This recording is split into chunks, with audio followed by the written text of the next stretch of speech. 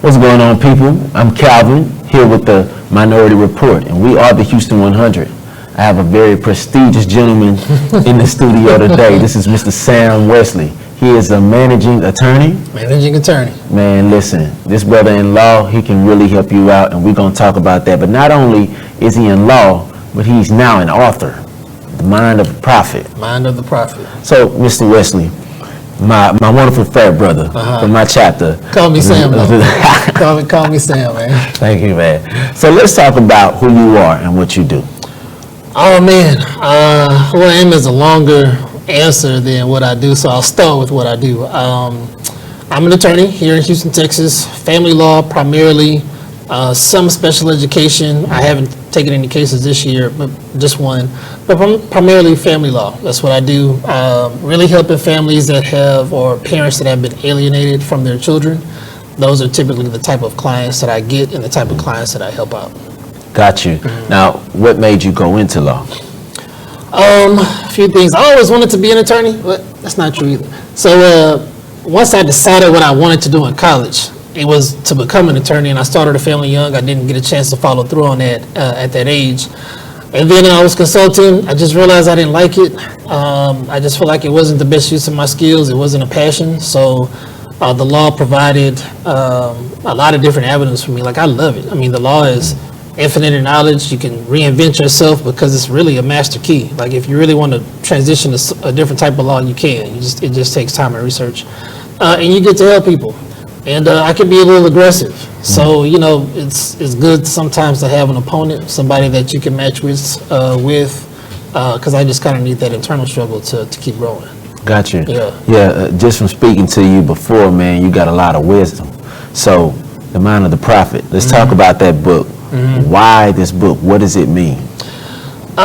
You know what? It can mean different things to different people. To me, it has underlying premise of just everybody's personal and divine path to get to freedom.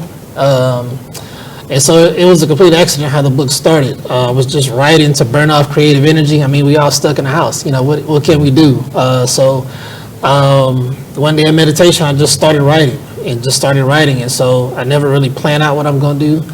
I just kind of meditate, I'll write, and then people started asking me to put those into a book, and so that's why I did it. That's just kind of how it started. That's awesome. Yeah. What do you see yourself 5 years from now in law and with your book? Because I feel like in a way it ties together The Mind of the Prophet, because everything that you do, I'm pretty sure it comes from a really spiritual place and a place of wisdom, just from speaking to you, you know what I'm saying, and you helping me out.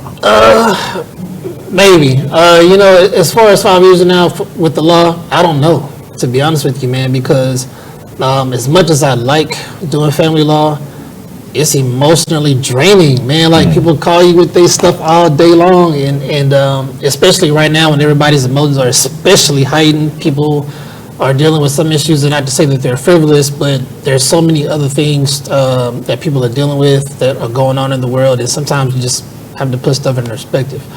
So I don't know what I'll be doing in 5 years. To be honest with you, I have the best part of my day is writing. Like, I make myself write, even if it's not something that I post for public consumption. Like, I'm still going to do that, have that moment for myself, because it's still a form of meditation, even if it remains a private thought.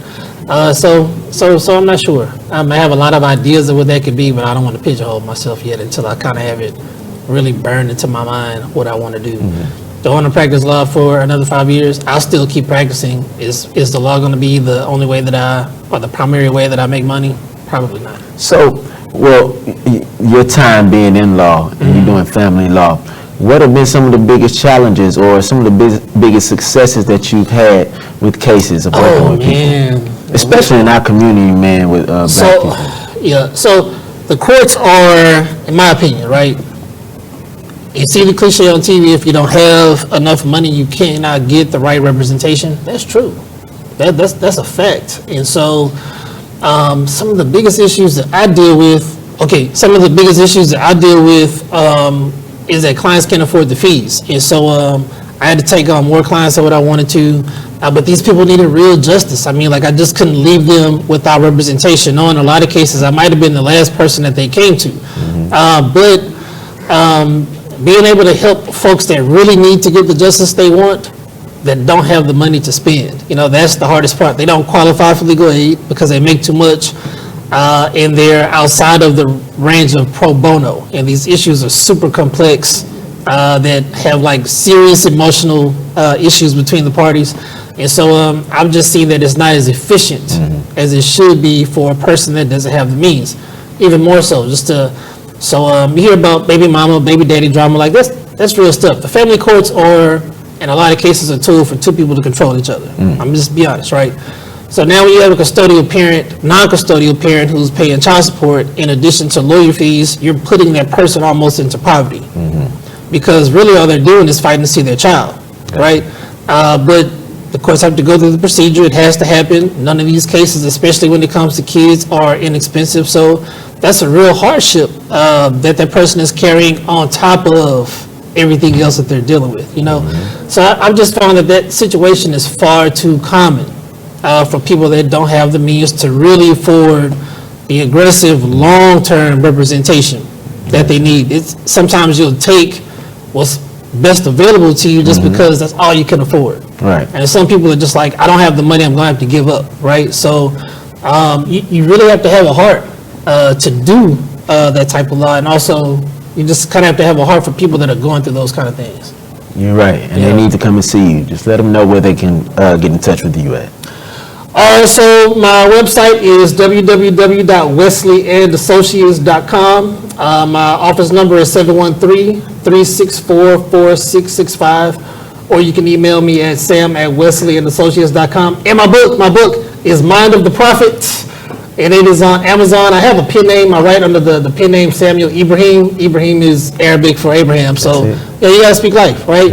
Trying to father many books, right? So Mind of the Prophet is on Amazon right now, ebook format. The paperback is coming out hopefully this week, and the audio book should be out, I'm hoping, by Christmas. That's it. Yeah. People, you've heard it for yourself.